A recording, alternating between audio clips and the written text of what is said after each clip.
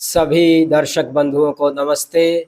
जय सनातन, जय आर्यावर्त। प्यारे बंधुओं, हम स्वर विज्ञान का स्वाध्याय कर रहे थे, जो कि भगवान शिव के द्वारा रचित शिव स्वरोदय शास्त्र से है। तो इस शिव स्वरोदय शास्त्र से हम स्वर विज्ञान का अध्ययन हमने प्रारंभ किया था। पिछले अंक में हमने इसकी विषय सूची का अध्ययन किया था कि इस शास्त्र में किस किस विषय का वर्णन किया गया है। आज हम विधिवत उस विषय सूची से क्रमशः एक एक अंक का प्रारंभ करते हैं।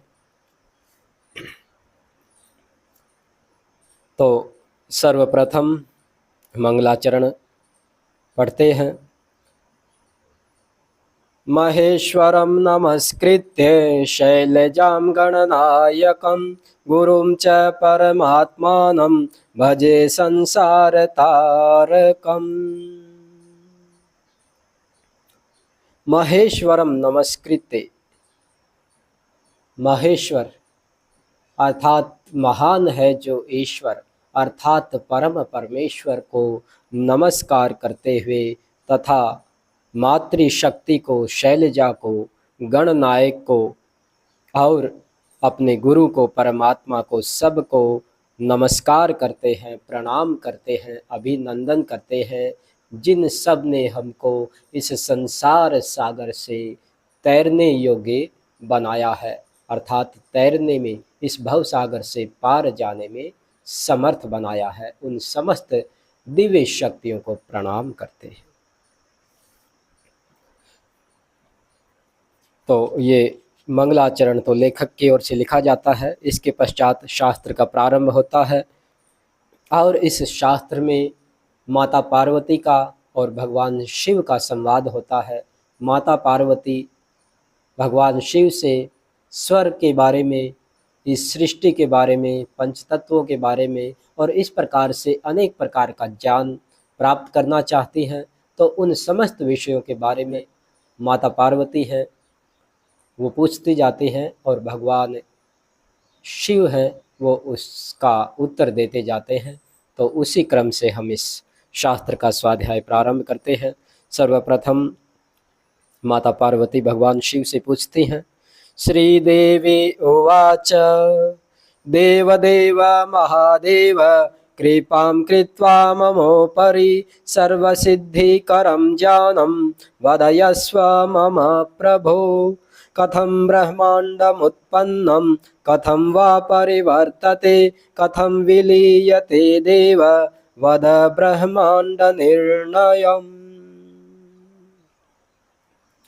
माता पार्वती भगवान शिव के सामने हाथ जोड़ करके विनम्रता पूर्वक प्रार्थना करती हैं और कहती हैं, देव देव महादेव, हे देवों के देव महादेव, मेरे ऊपर कृपा करके मुझे उस ज्ञान को प्रदान कीजिए जो सब प्रकार की सिद्धि को प्रदान करने वाला हो, अर्थात मेरे जीवन को सब ओर से सार्थक करने वाला हो।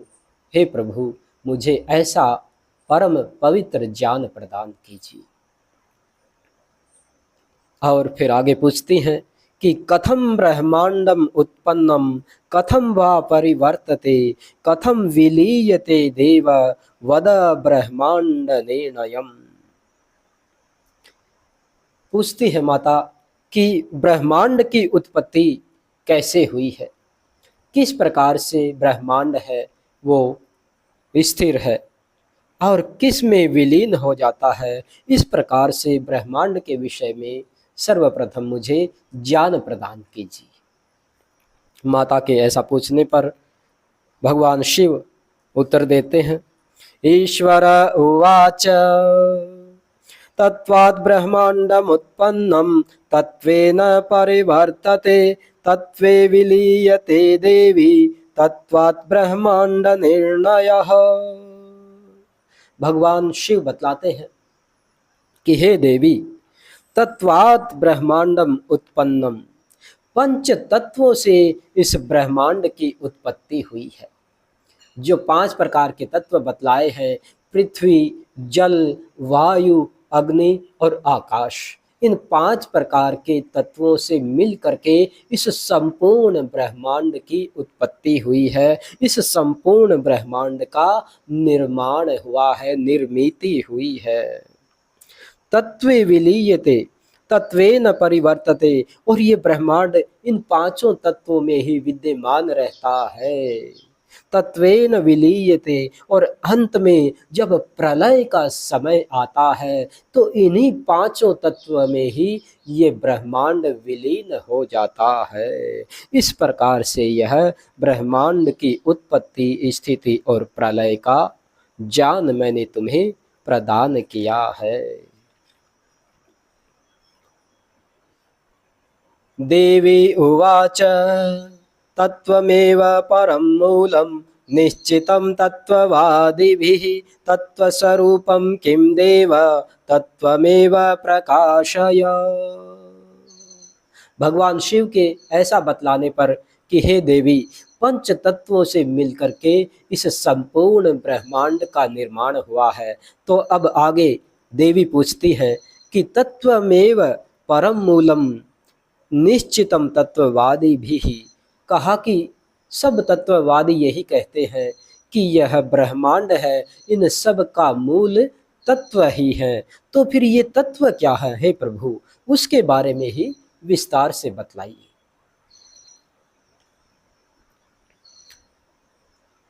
भगवान शिव उत्तर देते हैं, ईश्वर उवाच निरंजनो निराकार एको देवी महेश्वरः, तस्मादाकाशमुत्पन्नम् आकाशाद्वायुसंभवः, वायोस्तेजः ततः चापस्ततः पृथ्वी समुद्भवः, एतानि पञ्चतत्त्वानि विस्तीर्णानि न पंचधा। ब्रह्मांड के जो 5 तत्व निमित्त हैं, उन 5 तत्वों के बारे में फिर विस्तार से भगवान शिव बतलाते हैं और कहते हैं कि हे देवी, निरंजनो निराकारः एको देवो महेश्वरः, महान है जो ईश्वर अर्थात जो परम पिता परमेश्वर है, वह इस ब्रह्मांड में एकमात्र पूजनीय देवता है। एको देवो महेश्वर है, वही परमात्मा ही सब देवों का देव है, उसी को ही महादेव कहते हैं। मैं भी उस महादेव अर्थात परम देव परमेश्वर का ही पुजारी हूँ। वही निराकार है, वही निरंजन है, उसी परम पिता परमात्मा से ही तस्माद आकाशम उत्पन्नम, उस परम पिता परमात्मा से ही, उस परमेश्वर से ही, उस जगदीश से ही आकाश की उत्पत्ति हुई है। अर्थात सबसे पहले उस परम पिता परमात्मा के संकल्प करने मात्र से ही आकाश की उत्पत्ति हुई, आकाश तत्व की उत्पत्ति हुई है। आकाशात वायु संभव है, फिर उस आकाश से वायु की उत्पत्ति हुई, अर्थात परमात्मा ने फिर उस आकाश से ही वायु की उत्पत्ति की। वायोस्तेज है, फिर उस वायु से तेज अर्थात अग्नि की उत्पत्ति की। ततश्चाप है, उस अग्नि से जल की उत्पत्ति की। ततः पृथ्वी समुद्भव है, फिर उस जल से पृथ्वी की उत्पत्ति की। एतानि पंच तत्वानि विस्तीर्णानि न पंचधा। इस प्रकार से इन 5 तत्वों का संपूर्ण ब्रह्मांड के रूप में विस्तार होता है। अर्थात उस परम परमात्मा की इच्छा से सबसे पहले उस परम पिता परमेश्वर ने, उस परमात्मा ने संसार रचने की इच्छा प्रकट की, अर्थात संसार रचने की इच्छा अपने मन में उत्पन्न की। फिर संसार रचने की इच्छा उत्पन्न करने पर परमात्मा ने सोचा कि सबसे पहले मैं आकाश तत्व की उत्पत्ति करता हूँ, और परमात्मा वो परम शक्तिशाली है। वो जो कुछ भी सोचता है, उनके सोचने मात्र से, उनके संकल्प करने मात्र से ही सब कुछ संभव हो जाता है। तो इस प्रकार से संसार की रचना करने की इच्छा से सबसे पहले उस परम पिता परमात्मा परमेश्वर ने आकाश तत्व की उत्पत्ति की, अर्थात आकाश तत्व का निर्माण किया। फिर आकाश तत्व से वायु का निर्माण किया। इसी क्रम से इस सृष्टि की उत्पत्ति हुई है। सबसे पहले आकाश तत्व बना, उसके पश्चात वायु तत्व बना, फिर वायु से अग्नि तत्व बना है, फिर अग्नि से जल की उत्पत्ति हुई है, फिर जल से पृथ्वी तत्व की उत्पत्ति हुई है। इस प्रकार से क्रमशः इन पांचों तत्वों का आविर्भाव हुआ है, इस सृष्टि में प्राकट्य हुआ है। तेभ्यो ब्रह्मांडम उत्पन्नम तैरेव परिवर्तते विलीयते च तत्रैव तत्रैव रमते पुनः। और कहा कि तेभ्यो ब्रह्मांडम उत्पन्नम, तेभ्यो अर्थात तेभ्यो तत्वेभ्यो, उन पांचों तत्वों से मिल करके ही ब्रह्मांड बना है जो कुछ आप देख रही हैं। तैर तैहि एव परिवर्तते, और उन्हीं के द्वारा यह ब्रह्मांड है वो स्थिर रहता है। विलीयते च तत्रैव, और उन्हीं पांचों तत्व में जब प्रलय अवस्था आती है तो यह ब्रह्मांड विलीन हो जाता है। इस प्रकार से इस ब्रह्मांड की रचना होती है, इस ब्रह्मांड का आविर्भाव होता है। तो ब्रह्मांड की और पंच तत्वों की उत्पत्ति के बारे में बहुत ही सूक्ष्मता के साथ भगवान शिव ने वर्णन किया है, बतलाया है।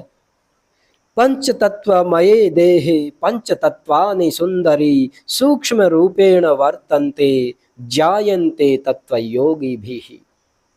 ब्रह्मांड की उत्पत्ति के पश्चात पिंड की उत्पत्ति के बारे में बतलाया। पिंड हमारे शरीर को कहते हैं, ये हमारा पिंड है, और ये जो चारों ओर दिखलाई दे रहा है ये ब्रह्मांड है।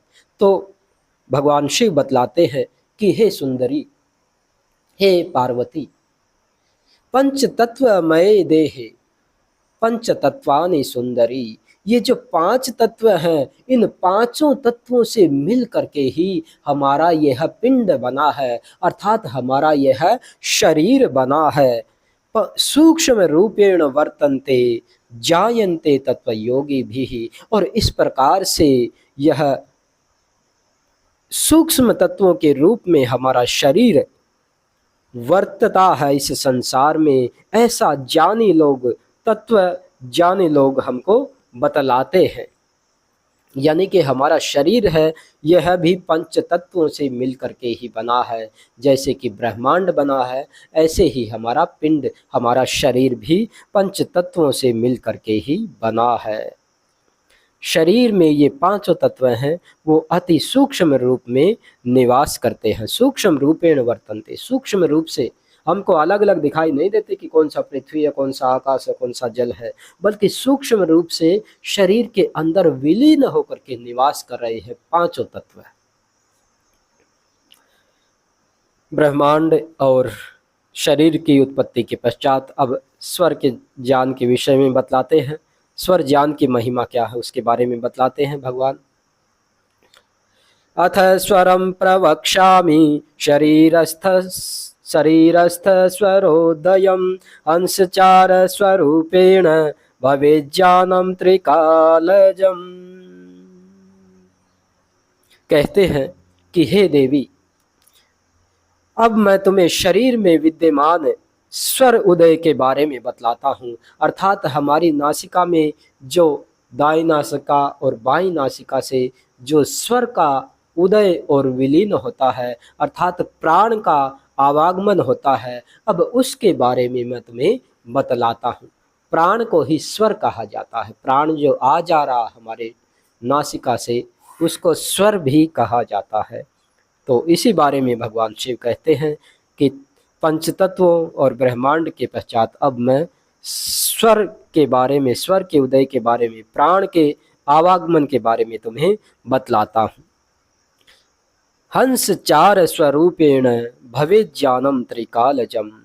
स्वर है वह हंस है, उसी से भूत भविष्यत और वर्तमान रूप त्रिकाल का ज्ञान प्राप्त होता है। अर्थात ये जो स्वर, अर्थात ये जो प्राण हमारे शरीर में बह रहा है, ये साक्षात हंस है, परमेश्वर का, परमात्मा का, सृष्टि का स्वरूप है ये। और इसी को जो व्यक्ति जान लेता है, जो योगी पुरुष इस स्वर को, इस प्राण को जान लेता है, तो फिर वह व्यक्ति तीनों कालों को जानने वाला हो जाता है, त्रिकालज्ञ हो जाता है, ऐसा बतलाया है। गुह्यात् गुह्यतरम सारमुपकार प्रकाशनम इदं सरोदयम ज्ञानम ज्ञानानाम मस्तके मणिः। और बतलाया कि इस स्वर की बड़ी महान महिमा है। गोपनीय वस्तुओं में भी अति गोपनीय यह स्वर ज्ञान अनेक प्रकार के सुखों को प्रदान करने वाला और उत्कृष्ट ज्ञान की मणि है ये। कहा कि संसार में जितने भी प्रकार का ज्ञान विद्यमान है, समस्त वेद शास्त्रों में जिस प्रकार का ज्ञान विद्यमान है, उस समस्त प्रकार के ज्ञान में से ये जो स्वर का ज्ञान है, ये प्राण विद्या का जो ज्ञान है, ये तो ज्ञान की भी मणि है, अर्थात ज्ञान में भी सर्वश्रेष्ठ ज्ञान है। इसको जो प्राप्त कर लेता है, इसको जो जान लेता है, इसको जो समझ लेता है और समझ करके इसके अनुसार जो योगी पुरुष अपने जीवन को जीना प्रारंभ कर देता है, तो वह तो साक्षात शिव बन जाता है, ऐसा बतलाया है।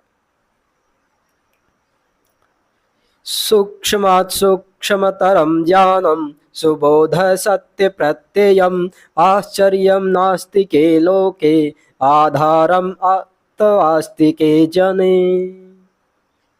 और कहा कि यह ज्ञान सूक्ष्म से भी सूक्ष्मतर है, सुबोध एवं सत्य की प्रतीति कराने वाला है। अर्थात इस ज्ञान से सूक्ष्म, प्राण विद्या के ज्ञान से सूक्ष्म, इस स्वर ज्ञान से सूक्ष्म दूसरा ज्ञान इस लोक में कोई नहीं है।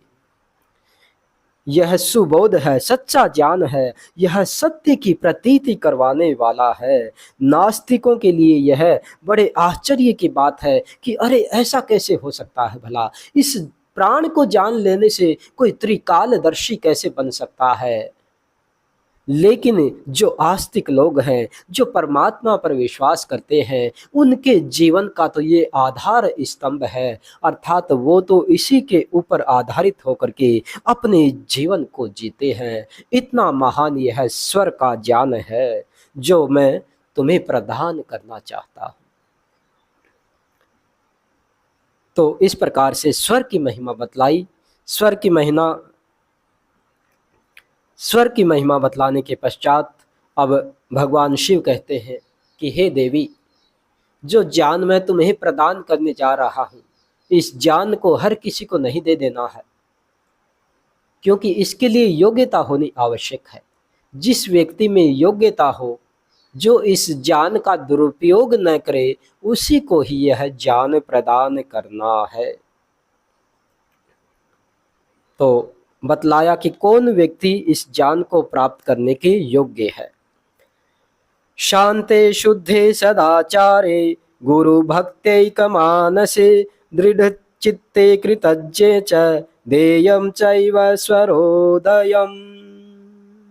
कहा कि हे देवी, इस महान स्वरोदय के ज्ञान को उसी को प्रदान करना चाहिए जो अपने स्वभाव से शांत चित्त रहता है, जो शुद्ध स्वभाव वाला है, शुद्ध अंतःकरण वाला है, जो सदाचारी है, जो गुरु भक्त है, जो दृढ़ निश्चयी है और जो किए हुए उपकार को मानने वाला है, कृतज्ञ पुरुष है, कृतघ्न नहीं है, उसी को ही यह ज्ञान प्रदान करना चाहिए।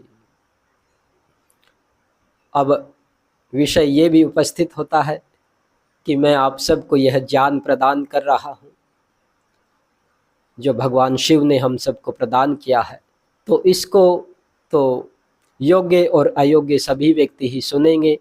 लेकिन अब यदि हम इसको प्रस्तुत नहीं करेंगे तो जो योग्य शिष्य हैं वो सब भी इससे वंचित रह जाएंगे यदि इसको प्रस्तुत नहीं करेंगे तो। इसलिए इसको प्रस्तुत करना भी आवश्यक है, आप सबके सामने इसको प्रकटित करना भी आवश्यक है। इसलिए इसको जानने के बाद भी किसी को इस ज्ञान का दुरुपयोग नहीं करना है, बल्कि अपने आत्म कल्याण और संसार के कल्याण के लिए ही इस ज्ञान का सदुपयोग करना है। नहीं तो जो व्यक्ति इसका दुरुपयोग करता है उसका बहुत बड़ा अनिष्ट भी हो सकता है, इसमें लेश मात्र भी संदेह नहीं है।